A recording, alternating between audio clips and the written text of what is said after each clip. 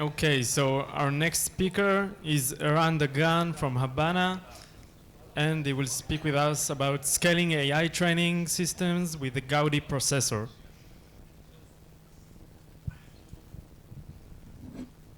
Okay, thank you. I just heard that Habana celebrate 500 years for its establishment, so this is a nice thing to remark now. So I'm Eran Dagan, doing product marketing for Habana Labs. And what I would like to cover today in this presentation is first to show you, present what we are doing at Habana, what are our product lines. Then move in high level to touch on both inference and training processors architecture in high level.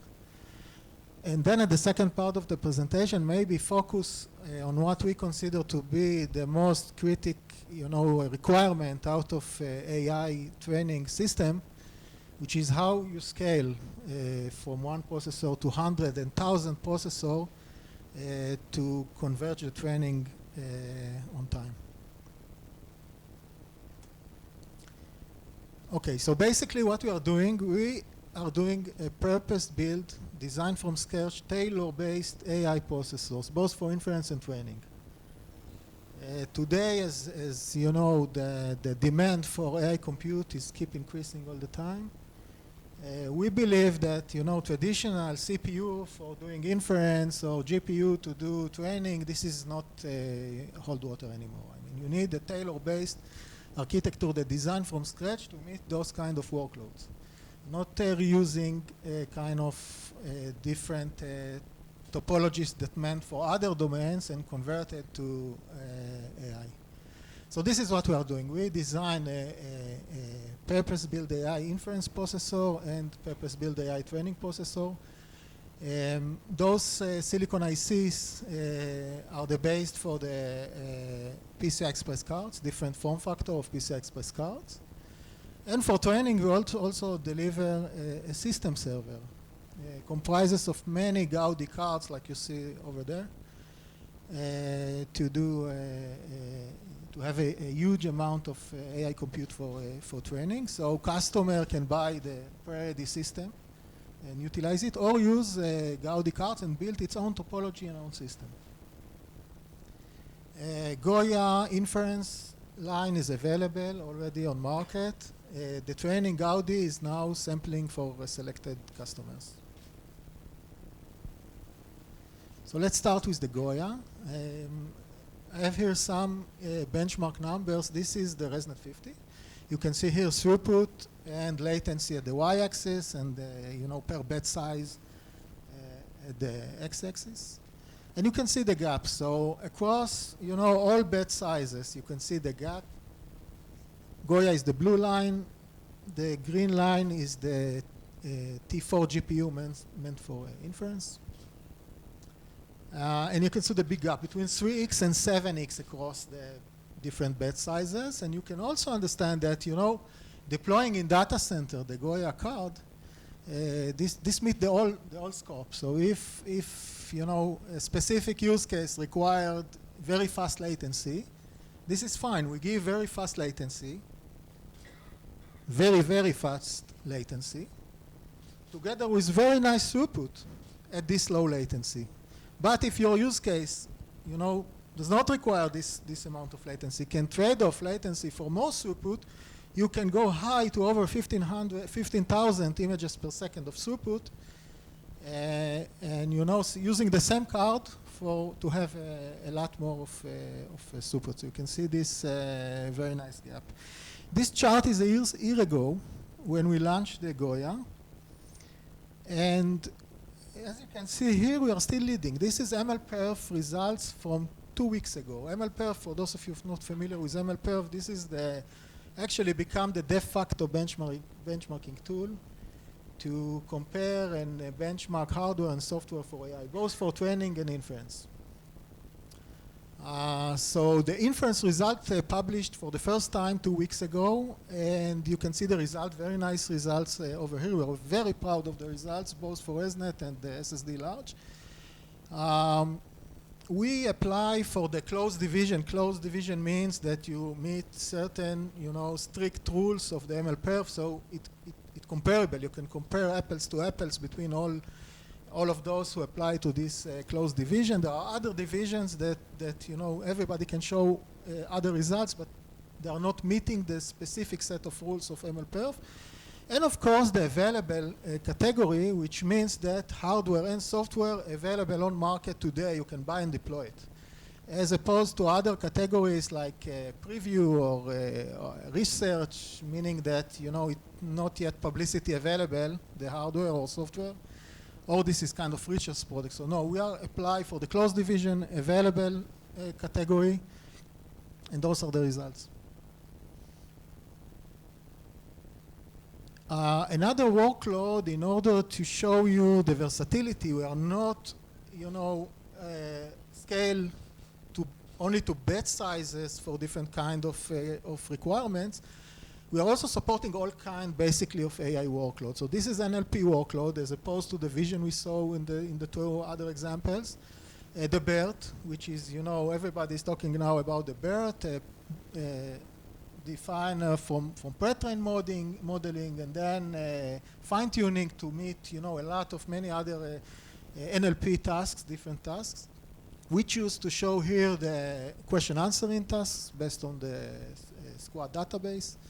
And you can see here, we choose here batch 12 to show you, because latency of less than 10 milliseconds is a lot of time important for those kind of use cases.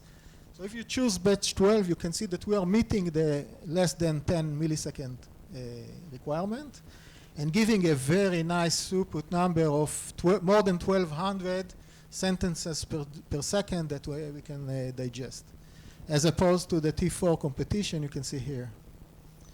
They are not meeting the latency bar with much less of a throughput. And another thing you can see here is that moving from batch 12 into batch 24, we scale. And we can keep, having more and more throughput when going up in batch sizes, while competition gets its plateau. This architecture, stays approximately the same throughput, while only duplicating the time needed to digest the 24 batch.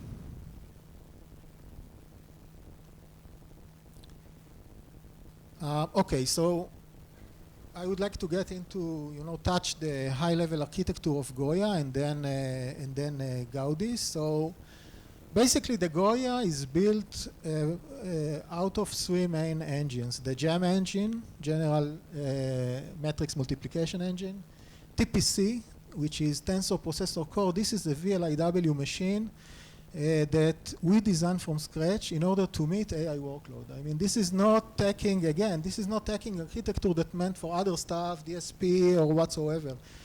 This is designed from napkin, a processor with instruction set meeting AI operation, both for inference and training. And later I will show TPC second generation, which is even more advanced. So we embed in the Goya architecture 8 of them, 8 four-way VLIW processors.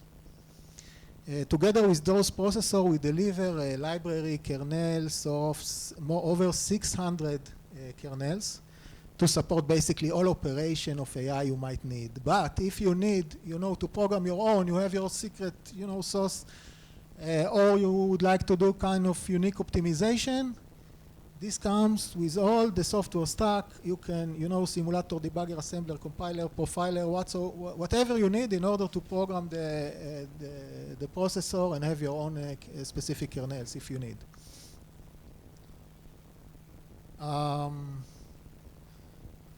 Communication with host, 16 LAN of PCI Express Gen 4, 2 DDR channels, mixed precision data types, FP32, IN32, 16.8, and the example you showed earlier of the BERT. This utilized, for example, IN16 for the gem operation, and FP32 for part of the nonlinear operation like the layer normalization.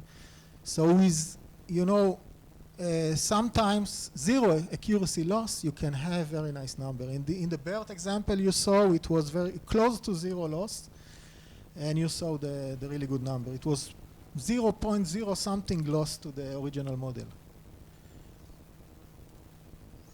Okay, the Gaudi. So before going into the Gaudi block diagram, I would like to highlight two main differences between inference and training requirement, and those differences derive some, new architecture features in the Gaudi architecture.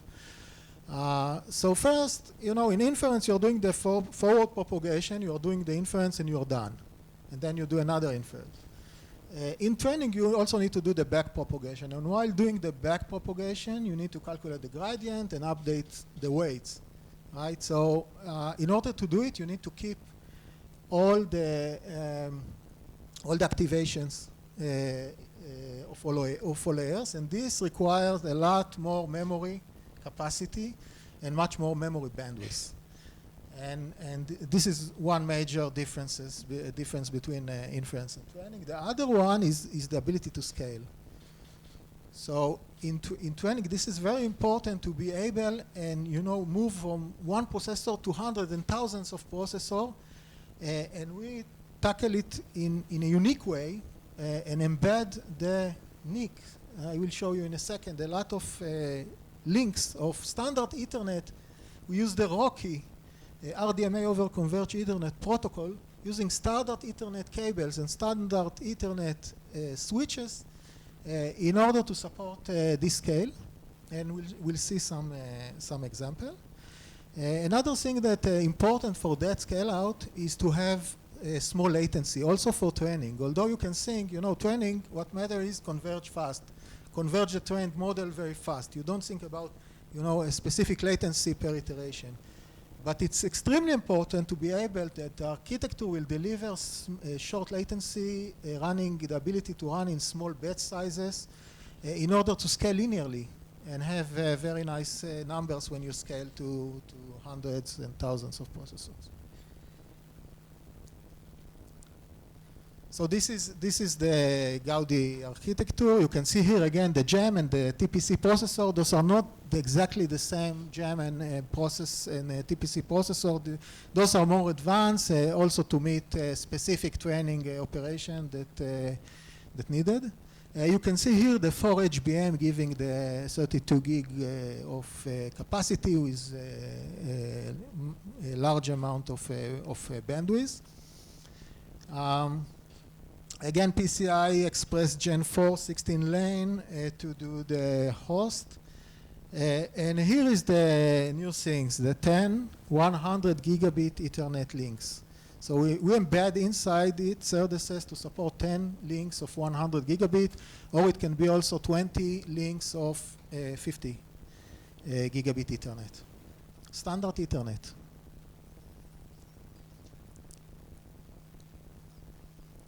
By the way, both silicon ICs and the numbers you are seeing here and you saw in the inference, this is all based on a mature, manufacturing process technology of TSMC 16 nanometer. And yet, it gets its leads on sometimes silicons that manufacture in newer technologies, process nodes.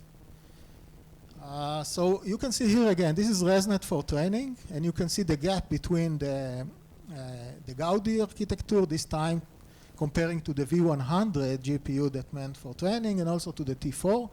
And you can see the gap, and you can see also the gap if you normalize it to power. So here at your right side of the chart, you can see it's normalized to the power, and you can see the gap become, almost double the T4 and more than double the gap to the V100.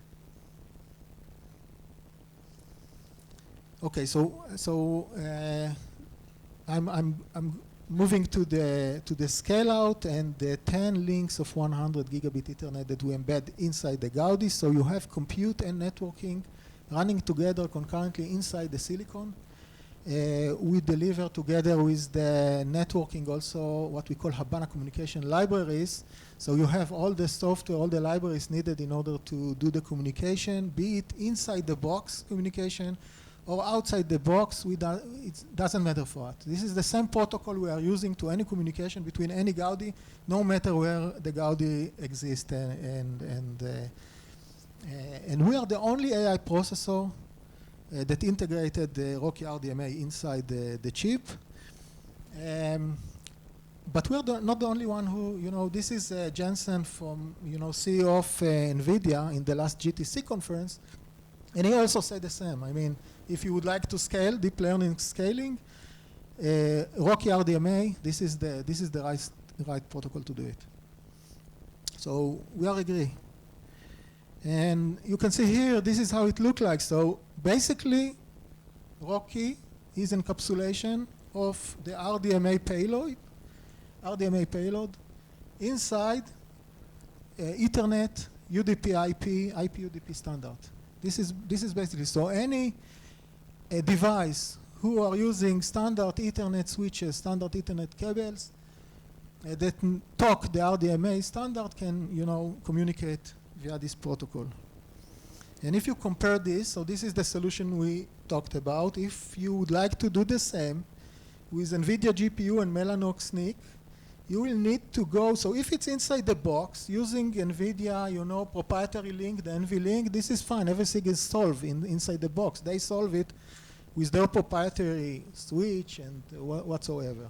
But when you would like to go outside and scale out, you will need to go through the PCI Express to a NIC or several NICs and then communicate. So you have the additional NICs here. You have competition on the PCI Express resource, right? Now you compete with the host on this resource. In our case, it's totally separate. You have the communication to the host and you have the links to the networking. So this is how the one of the PCI Express card look like. This is OCP OEM card, Open Compute Platform, OCP. It is standard by all the big guys. Among other stuff, they are also defining, data center specification and form factors. This was the form factors they defined for acceleration cards, and actually we were the first one to deliver this card. Today, there are four cards, 4 OEM OCP cards by Intel. And a month ago in the OCP Summit, also NVIDIA and AMD announced a prototype of this kind of cards. So we have these cards, and we are also delivering the Gaudi system, AGLS1, Habana Lab System 1, which comprises of 8 such cards. I think I have it in the next, okay. So you can see here the system comprises of 8 Gaudi cards, like you see here. All of them can communicate between them. Since we have 10 links of 100 gigabit, we dedicated 7 of the 10 links for all-to-all communication between them. So they communicate in a non-blocking way between them all-to-all. And then we left out with 3 more 100 gig links that routed here to the front panel to the QSFP-DD ports to allow additional 24 links of 100 gigabit for further scale out. So you can scale it further out.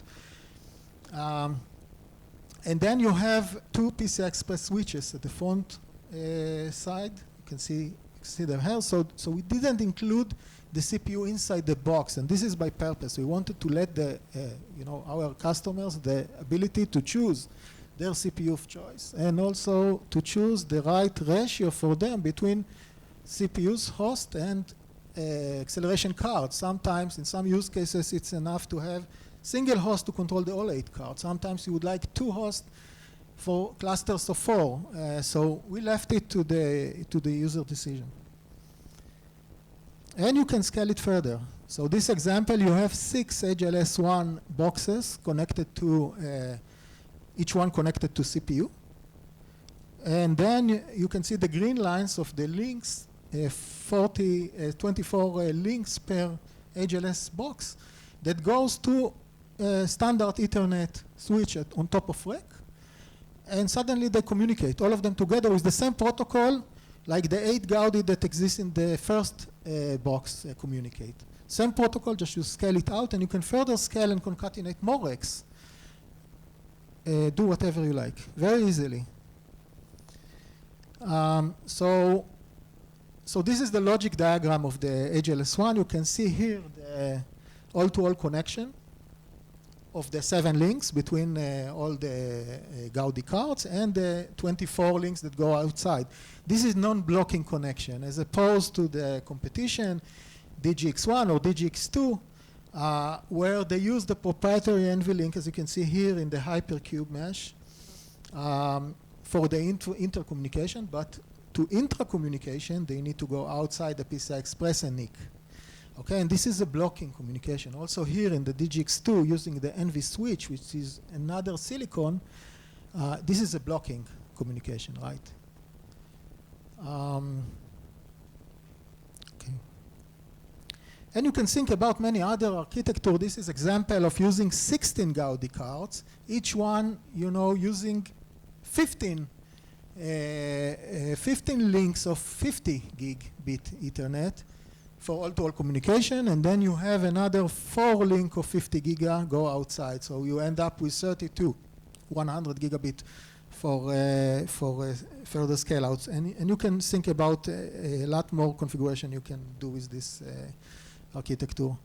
A part of the OEM OCP card, we also have, standard PCI Express dual slot card. You can see here 2 port of 400, so you have total of 800 gigabit Ethernet networking out of this standard card that can go to standard, existing servers. I would like to take a minute and talk about, the way of scale out training machine. Basically, there are 2 main methods, and also combination between those 2 methods. The model, data parallelism, sometimes called also domain decomposition, where the model can exist within a single card. And then you duplicate the model and split the data among the workers and do the work concurrently. In this case, while doing the backpropagation, you need to share all updates between all cards, because they need to update to the latest state. And you can do it, in a hierarchical reduction level. So this is an example of how to implement this kind of data parallel approach. You can see here, first level of hierarchy is within the box. Second level of hierarchy is between the 11. This is 1,000 Gaudi diagram, right? So you have inside the box, first level, second level of hierarchy over here, and third level of hierarchy over there, the 12 switches. So you can do it hierarchically. You have the full throughput capability to do this hierarchical reduction. The other model is, the other method is model parallelism, sometimes called functional decomposition, where typically, the model cannot get into a single card, and you need to split it functionally between several cards. Here, it's not enough just to transfer the weights at the backpropagation. You also need to transfer activations. So you need much, much more bandwidth in order to support this kind of model, and the Gaudi can do it. So different configuration of the Gaudi. The things that you have, the on-die networking, you can route all the networking outside. So you have huge amount of bandwidth, 18 links of 100 gigabit bandwidth go outside a single box. And then you can use, just you saw earlier, standard Ethernet switches. And this is how it looks like. Standard Ethernet switches, and with one hop, you connect them all. So in this case, you have 64 Gaudis, delivering all the bandwidth outside, and you support model parallelism. If you want to go higher, you can, just use 16 boxes like this one, and use 10 switches, and you have 128 Gaudi system to support. And lastly, the software we became a software company. We are a software company now. We are not doing, we are doing hardware, but we are a software company. More than half the company is software guys right now. It is very extremely important for us both for training and for inference, both to deliver in all the required tools to support the TPC, programming, simulator, debugger, assembly, compiler, and also the tool suite that allow us to take a graph from a framework, and we keep and update and working to support more and more framework to take a graph, optimize it, quantize it, do the all optimization, and create the recipe that can run on the hardware in the most efficient way, provide all the libraries needed, as I say, the communication libraries, the kernel libraries, everything that user can need, and if he missing something, he can create by himself. Thank you very much.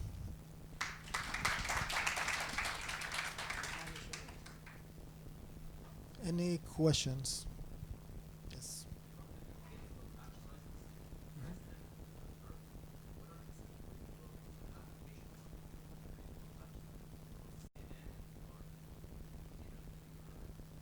So it's really depends. I mean, I know it's really depend on the use case. If latency is something critical for you, so you can go higher in batch sizes. You would like, to have batch size of 1, to have the most, sub-millisecond latency depend on the workload. If it's autonomous car, and you need to take decision fast, you need to work with low batch size, and you saw that we can deliver also the nice throughput over there. But if this is something you can do on opportunistic time in data center, when whenever the data center decide he have the resources to support, so go higher in batch sizes, right, and have better throughput. So it's depend on the use case. The thing is that we support, and we show in the benchmark the whole scale of batch sizes, and we can, the same hardware can be used for small batch size, large batch size, and it will be efficient.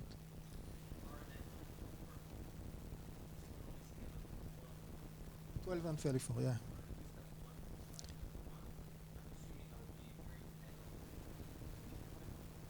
So yeah, I don't put here batch size of 1. Latency will improve. Throughput, I don't really know the number itself, but it's scale. It's scale to there. Throughput will be less than what you saw here. Yeah.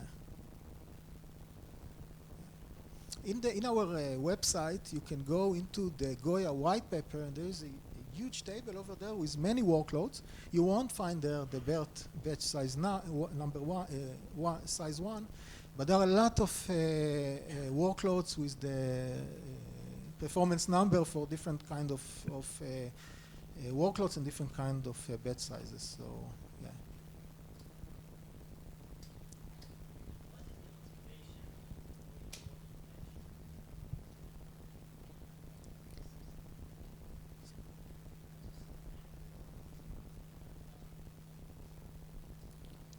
So two answers. First, this is just a proposal. This is the way we choose to build our, first system, and we choose to connect, all the 8 cards all to have, very fast non-blocking communication between them, and yet allow some bandwidth outside, mainly to support, as you say, the data parallelism method that dominate, let's say, most of the use cases today. But anyone can choose, like I show, any kind of topology, up to having all bandwidth outside and no communication internal inside the box. We choose, to do it to support initially the data parallelism, yet have, enough bandwidth outside for the further scaling. But we have the capability to play with it because we have really a lot of bandwidth with the 10x. So yeah.